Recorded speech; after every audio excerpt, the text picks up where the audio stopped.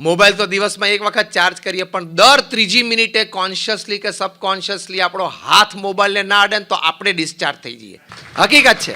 You are failure in life, કારણ કે તમને એનો જ્યુડિશિયસ ઉપયોગ ના આવડ્યો. દર 3 મિનિટે 5 મિનિટે ખોલવાની જરૂર જ નથી. અને તમે રાત્રે 8, 8:30 પછી જે બધા મેસેજીસ હોય છે ને, ઠીક છે, સોશિયલ હોય ને ફ્રેન્ડલી જેવા, કોઈ અર્જન્ટ ને ઇમ્પોર્ટન્ટ હોતું જ નથી. એટલે બહુ મટીરિયલિઝમ તરફ દોડવાની બહુ જરૂર નથી. અને સવારના પોરમાં ઉઠો તો પાછો ખાટલામાંથી ઉઠે પહેલાં એકવાર વોટ્સએપ ચાલુ કરે, મીડિયા ચાલુ કરે. આ તમે બધા હસો છો એટલે હું સાચું બોલતો લાગુ છું. અને સવારના પોરમાં પછી ઉપર લો કે 65 ચેટ અને 80 મેસેજીસ. તમને મજા આવે કહો, so many people in the morning wishing me. એનો એક આનંદ હોય છે. અસ્તિત્વના આનંદ પાસે આનંદનો ક્ષણિક પણ નથી. અને 65 ચેટ તમે ઓપન કરો ને તેમાં 65માંથી 60 તો પેલા ફૂલડા જ હોય છે ગુડ મોર્નિંગના. એમાં કંઈ લાંબુ હોય નહીં. એટલે ક્યાંકથી આવ્યું હોય ને તમે પાછા ક્યાંક જવા દો. હા કે ના? અને પાછું 3 દિવસે ફરતું આવી જાય.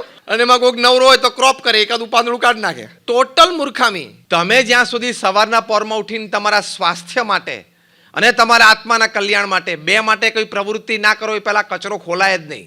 First, take care of yourself physically and emotionally and spiritually. Then open this dirt.